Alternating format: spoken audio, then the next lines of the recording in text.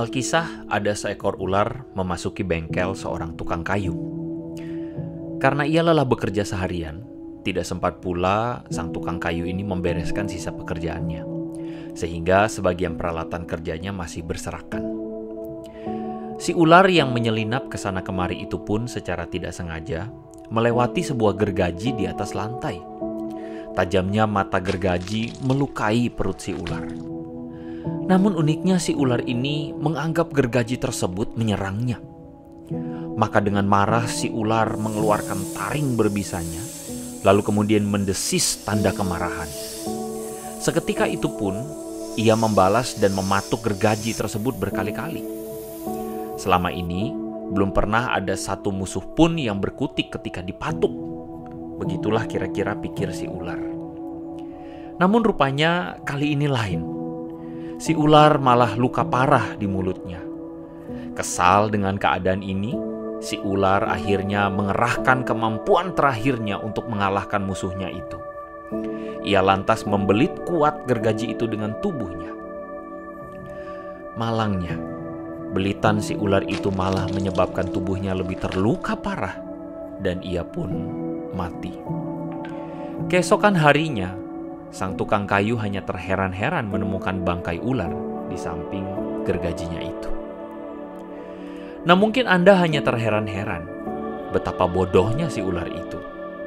Kisah si ular ini menunjukkan kepada kita sebuah realita di mana amarah pada akhirnya berujung pada bencana. Amarah yang dilampiaskan hanya karena gejolak emosi cenderung berakhir dengan penyesalan. Itu pun kalau sempat menyesal.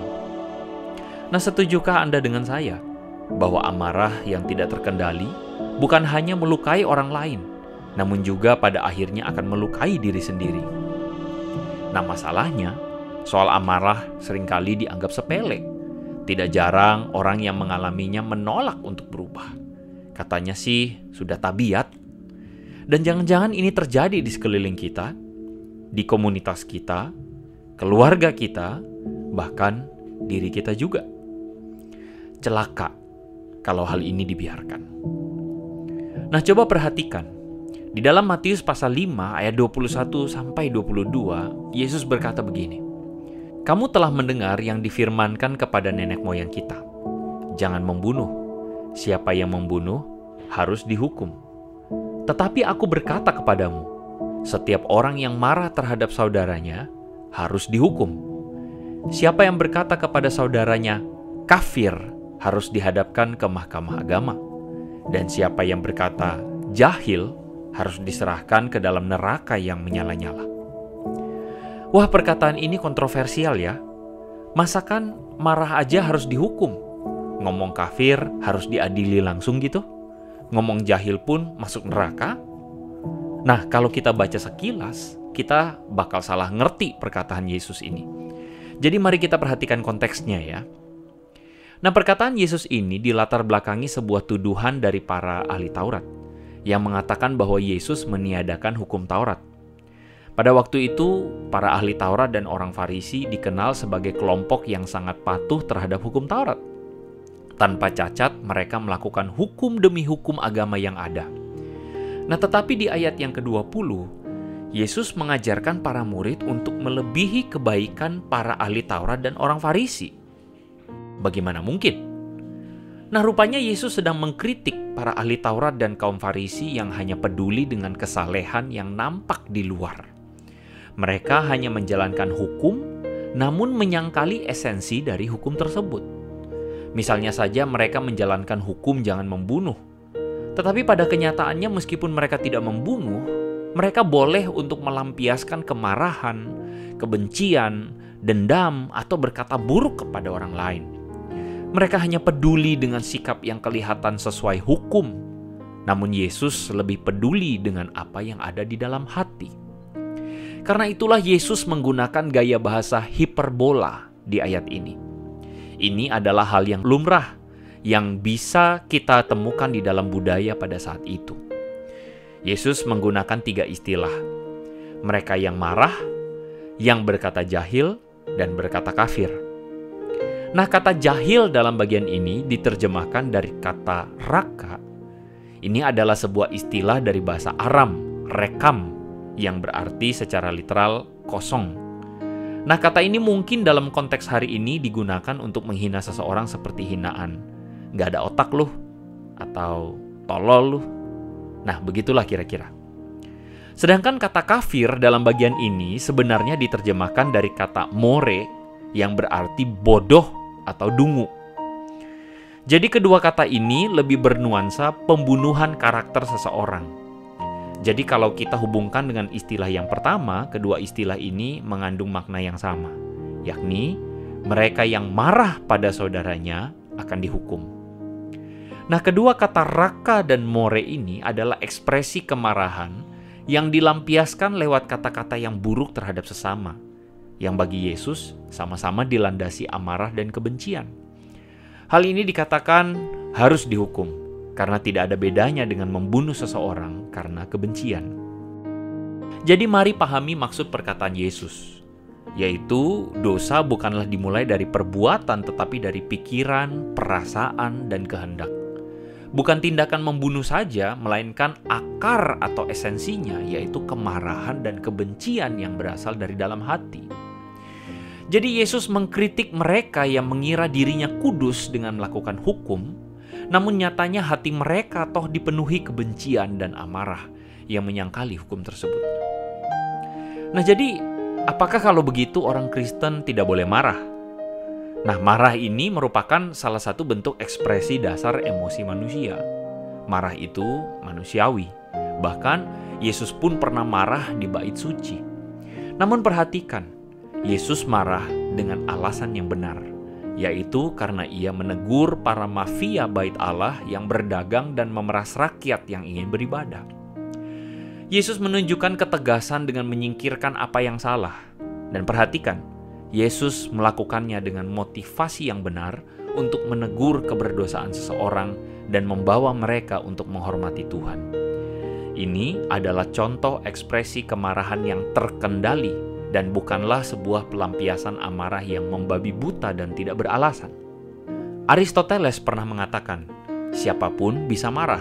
Marah itu mudah, tetapi marah pada orang yang tepat, dengan kadar yang sesuai, pada waktu yang tepat, demi tujuan yang benar, dan dengan cara yang baik, tidaklah mudah. Nah, marah yang benar adalah jika alasannya benar. Ada saat di mana kita harus marah, yaitu ketika kita melihat ketidakbenaran, ketidakadilan, kemunafikan, dan berbagai bentuk perbuatan dosa lainnya. Di lain sisi, kemarahan yang salah adalah ketika dilakukan tanpa alasan mendasar, hanya karena emosi yang tidak terkendali, dan pendeknya sumbu kesabaran seseorang adalah kemarahan yang bodoh. Marah yang tidak benar adalah ketika kita marah tanpa alasan, atau hanya meluapkan kemarahan pada orang lain karena sedang bad mood. Nah, marah yang benar dilakukan dengan tujuan untuk menghasilkan pemulihan. Dan ada kalanya harus marah untuk menunjukkan ketegasan agar orang lain menjadi lebih baik. Namun kemarahan yang bodoh adalah hanya didasarkan atas keinginan untuk membalas rasa sakit hati kepada orang lain. Tujuannya semata-mata untuk menghancurkan dia. Marah yang benar dilakukan dengan cara yang benar pada waktu yang tepat. Komunikasi yang bijaksana sangat diperlukan agar tidak menimbulkan salah pengertian, meskipun resiko itu masih tetap bisa terjadi. Marah yang salah adalah ketika cara kita salah dalam mengekspresikan kemarahan, misalnya dengan mengamuk, berkata buruk, ataupun marah yang tidak terkendali. Kemarahan memiliki potensi yang membahayakan bila tidak dikendalikan dan tidak segera dibereskan. Nah, jadi belajarlah dari Kain yang tidak mampu mengendalikan amarahnya. Di dalam Kejadian pasal yang keempat, Tuhan memperingatkan Kain bahwa dosa sudah mengintip di depan pintu dan Kain harus berkuasa atasnya. Namun sayangnya Kain tidak mentaati Tuhan. Dia memilih membiarkan dirinya dikendalikan kemarahan, dan kemudian terjadilah peristiwa pembunuhan pertama dalam sejarah umat manusia. Seorang kakak membunuh adiknya.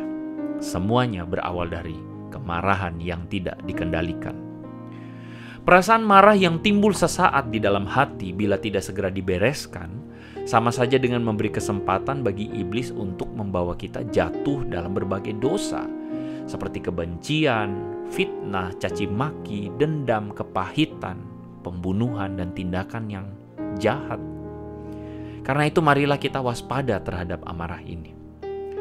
Suatu waktu saya berjumpa dengan seorang aktivis gereja. Dia menceritakan tentang dirinya, betapa dia ini adalah seorang yang berjasa dalam pembangunan gereja.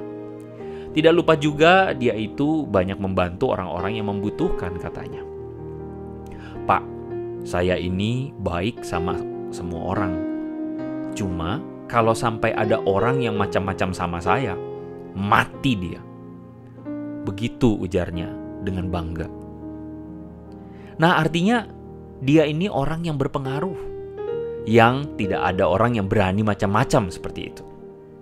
Nah, cuman setelah mendengar perkataan itu, saya jadi berpikir, bukankah seseorang jika semakin lama menjadi seorang Kristen, maka ia harusnya semakin seperti Yesus? Semakin rendah hati, semakin lembut, semakin mengampuni orang lain yang bersalah, bahkan senantiasa dipenuhi kasih, bukan? Tetapi mengapa ada orang-orang Kristen yang semakin lama malah tidak seperti Yesus? Ngomong-ngomong, Anda ada di kelompok yang mana? Yang makin lama makin seperti Yesus, ataukah malah sebaliknya? Yang makin lama bisa mengendalikan diri, mengendalikan amarah kita, ataukah malah sebaliknya tidak mampu mengendalikan diri dan amarah? Jadi marilah kita ambil waktu sejenak. Mari bertanya kepada diri sendiri, sudahkah saya menang dan berkuasa atas ego dan amarah saya? Sudahkah saya semakin lama seperti Yesus? Saya berdoa agar Anda adalah kelompok orang Kristen yang berbahagia, yang semakin lama semakin seperti Yesus. Tuhan Yesus memberkati saudara.